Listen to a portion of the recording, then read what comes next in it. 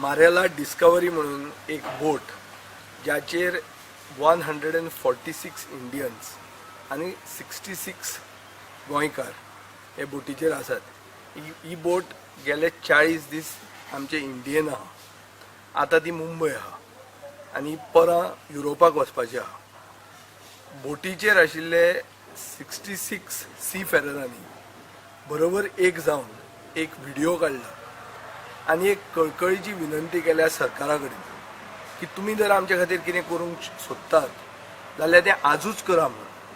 फाल्यां आमी जेन्ना युरोपाक वतले आनी तुमी जर क्रेडिटा खातीर झगडटात जाल्यार चडांत चड तुमी आमची कॉफिनां हाडपाक तुमकां चान्स पडटलो।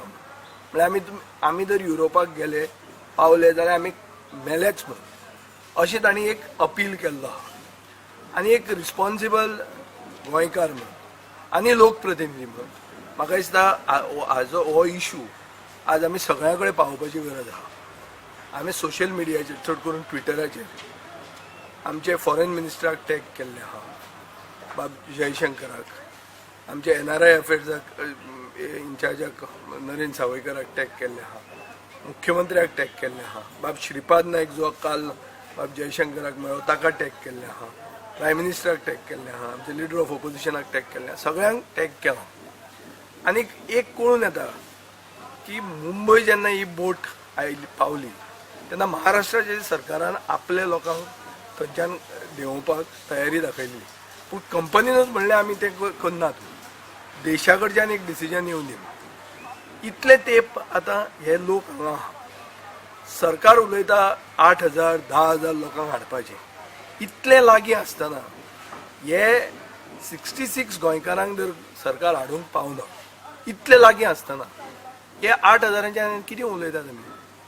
सो एक काल एक स्टोरी BBCन आयिल्ली आहा, स्टोरी आहा एक बोटीची MSC मॅग्निफिक म्हणून हे बोटीची, आनी स्टोरीचें नांव अशें आहा the last cruise ship on earth returns home म्हणून। कालूच हें BBCन दाखयल्लें आहा आनी थंय म्हणलां तांणी की एक तातूंत हो आसता शेफ आहा बोटीर, एक श्रीलंकन शेफ अनुरा म्हणून नांवाचो, तो असोच जेन्ना कोलंबो कडच्यान पासार जाता तेन्ना तो एक व्हिडिओ काडटा, एक 90 सेकंड्साचो व्हिडिओ, आनी तो प्रधानमंत्र्याक टॅग करता, प्रेजिडेंटाक टॅग करता आनी म्हणटा की आपूण एक श्रीलंकेचो मनीस, आपल्याक मातसो परतो घेयात म्हणून। आनी श्रीलंका ही बोट बर्थ करपाक अलाव करता आनी रिफ्युअल करपाक अलाव करता। आज श्रीलंके कडच्यान इंडियन लिसांव घेवपाचें न्ही, India is a leader in the subcontinent,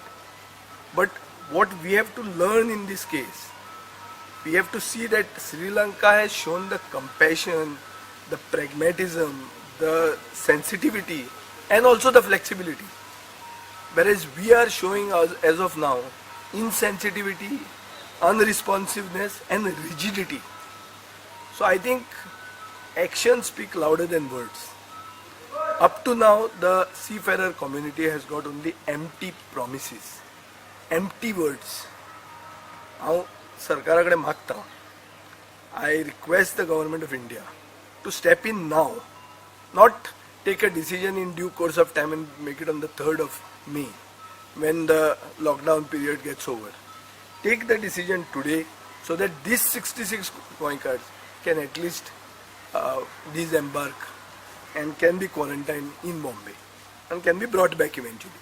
You follow the procedures as is required, but there is a clear case of comparison. One is forced to make a comparison between this story that has been cited by the BBC of MSC Magnifica versus the case which I am citing now of Marella Discovery.